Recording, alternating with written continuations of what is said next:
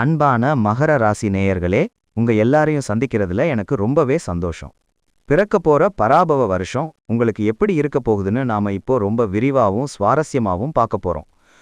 உங்க ராசிநாதனே சனி பகவான் அப்படிங்கிறதுனால நீங்க எப்போதுமே ஒரு காரியத்தை எடுத்தா அதை முடிக்காம விடமாட்டீங்க. ரொம்பவே உழைப்பாளிகள் நீங்க.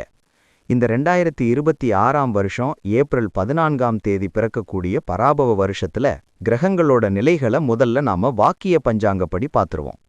மார்ச் 6ஆம் தேதியில இருந்தே சனி பகவான் உங்க ராசிக்கு 3ஆம் இடமான மீன ராசியில ரொம்ப பலமா உட்கார்ந்திருக்கார். குரு பகவானை எடுத்துக்கிட்டா வருஷத்தோட ஆரம்பத்துல உங்க ராசிக்கு 6ஆம் இடமான மிதுன ராசியில இருந்துட்டு மே 26ஆம் தேதிக்கு மேல 7ஆம் இடமான கடக ராசிக்கு பயிற்சியாகிறார். ராகு கேதுக்களை பொறுத்த வரைக்கும் வருஷத்தோட ஆரம்பத்துல ராகு 2ஆம் இடமான கும்பராசியிலும் கேது 8ஆம் இடமான சிம்ம ராசியிலும் இருக்காங்க. அப்புறம் டிசம்பர் 13ஆம் தேதிக்கு மேல ராகு